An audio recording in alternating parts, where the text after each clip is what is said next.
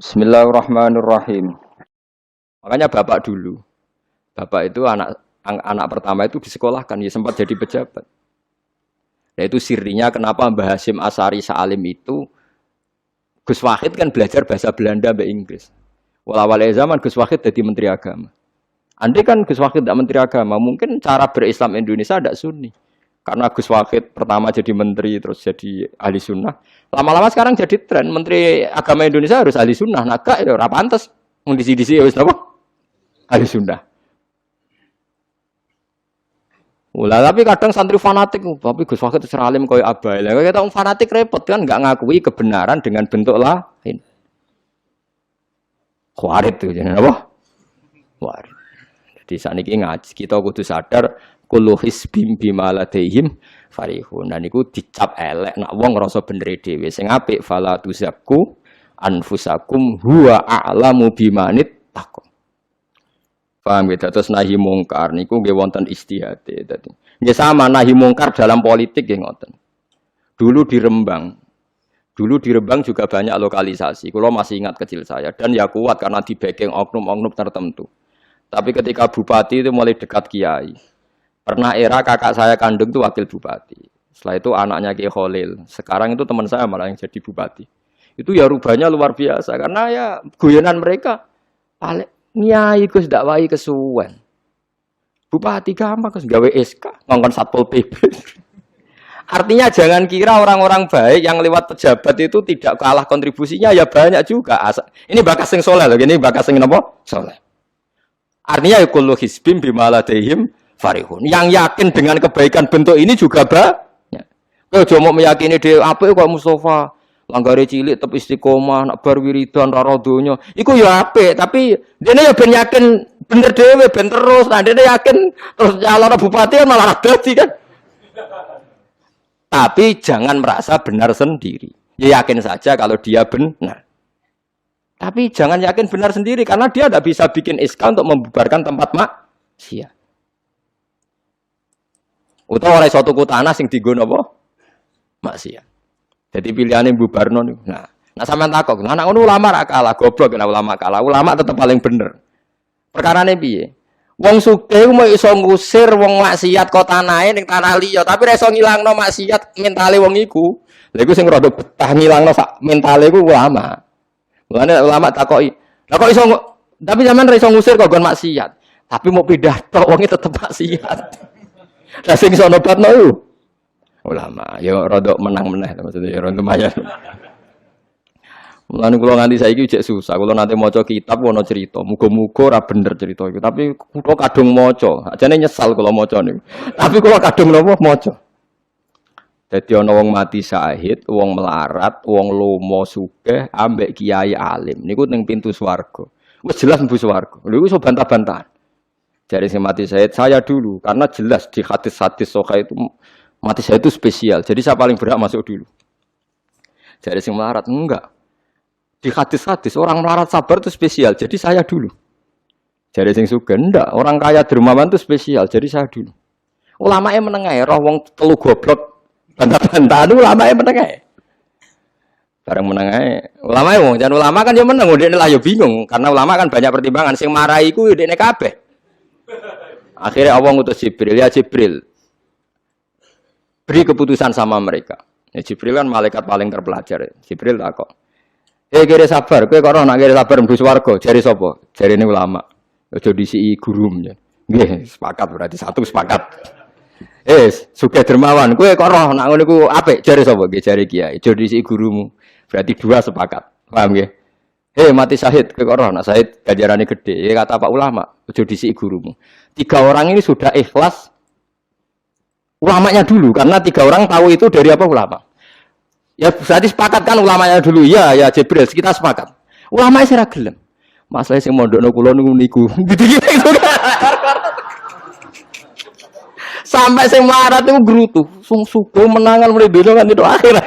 Karena deh sing ulama iku ora wani disiki sing biayai iku ora wani. Kenapa kok mandek? Niku Jibril sing biayai kula niku. Akhirnya balik menang kan sama seperti hukum dunia kan wong sugih menangan. Wah, kalau cerita itu muga-muga ora tenan. Nanti kalau kadung maca, ora diketun kula. Maca cerita itu. Karena akhirnya ulamanya kalah kan. Pas padahal 3 orang ini sudah sepakat. Kalau ulama pokoknya mlebu ora syarat terang. Artinya terus mlebu nah ora usah nerangno. Wong sing biayai yo mesti swarga ya to nggih. Mau urutan-urutan ngono ora terus mlebu neraka kan ya mboten. Mau urutan mawon kok gegere. Tapi lewat ngaji ini Anda menjadi tahu. Jadi yang biasa toreko, biasa wiridan, jangan menafikan orang-orang soleh yang mungkin meyakini ada efektivitas pakai kekuatan politik dan harta. Paham ya? Nyatanya ya iya. Misalnya tanah-tanah yang potensi nggo maksiat, sampean tuku ya nggak mungkin digo maksiat. Kulo aja eling. Kulo nu gak ada guru kulo nu kathah. Di antaranya saya punya guru, punya tanah luas di perbatasan, luas sekali. Itu zaman itu mau dibeli Cina itu 2 miliar. Yang zaman itu harga rata-rata sekitar 700 juta. Mau dibeli 2 miliar. Itu beliau tidak boleh bilang sama saya, nak nganti dituku Cina perbatasan, nak digo lonte dosaku rak nganti mati. Wes melarat ra bakal takdol. Jadi banyak juga orang yang meyakini adol tanah ning wong sing potensi digo maksiat itu dosa gede. Nah, suatu saat ini kejadian lagi dan beda lagi. Ini ya guru saya tapi beda lagi. Ada orang punya tanah yang potensinya itu hanya 100 juta karena yang beli Cina dijual 200 juta. Satu keluarga haji semua. Dipakai haji. Itu semua keluarga kiai ini tidak ada yang datang. Kowe iku atuk ora kaji, timbang kaji tanam mbok dol Cina sing potensi digo maksiat. Tangisan deh. Dibatal ora iso. Artinya banyak juga orang yang punya strategi sampai begitu, nganggep begitu itu jihad. Menguasai tanah itu apa? Jihad. Karena dengan kita kuasai untuk sujud ya kita, yang taat ya kita, mengendalikan untuk apa juga kita. Oke, dengan kita punya kan mengendalikannya ya kita, untuk apa ya kita. Dengan tidak punya, ya tidak kita kan. Nah, nanti cerita kan terus wong melarat kados kula rugen kan musibah tenan. Wong kula yo ora tau duwe akeh. Tapi masalahnya kula rapati nyesal. Misale kula niku kan terus lewat jalur ulama. Sing nyesal kan rugen. Jalur apa terus? Wiridan kan, wiridan ra kuat suwe kondo kula. Kula dijajahi toreko ora tau tak lakoni, Gus. Kula nak wiridan mboten apa betah. Terus jalur apa? Kira sabar mau kan. Lah iku kudu ikhlas kalah meneh ning swarga, paham ya? Kok kiyaine ya disena sapa? Wong sugih. Tapi cerita iku yo aku ya ora percaya, tapi masuk akal. Kula niku ya wah. Sampeyan percaya gak? Beberapa roh mawon niku terus kula beberapa roh. Jadi niki ngaji penting nggih ben boten falatuzaku anfusakum. Wong ora usah sok suci. Kebenaran toreko itu ya benar, orang fikih ya benar, orang wiridan yang benar. Tapi sebetulnya mungkin pejabat yang kita kira dekat dengan syubhat itu juga banyak amalnya kan, karena mereka bisa bikin SK berapa ratus tahun doli. Gara-gara SK-ne wali kota iso dibubar. Sama tak ceritani, anaknya Yusuf Qaradawi yang terkenal ngarang fiqh zakat itu akrab sama Sutioso. Saya dulu itu ikut proses menerjemah fiqh zakat. Memang saya ada orang politik juga enggak orang kaya, tapi saya ikut proses. Hanya saya di antara tim yang ikut menerjemah.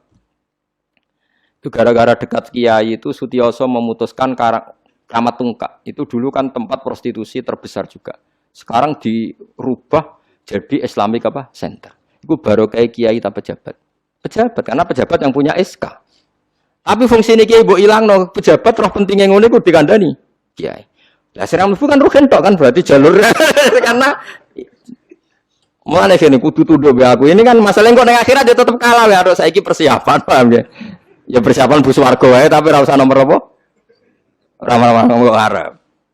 Jadi kurang contohnya Kramat Tungkak itu yang bisa memusnahkan itu ya dulu ketika Sutioso gubernur dan dia dekat sama anaknya Yusuf Qaradawi terus punya fiqh zakat. Lama-lama fiqh zakat jadi tren.